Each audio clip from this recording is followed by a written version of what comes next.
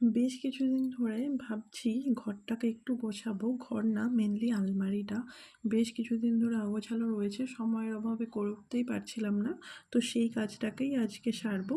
তাই ভাবলাম তোমাদের সাথেও শেয়ার করি।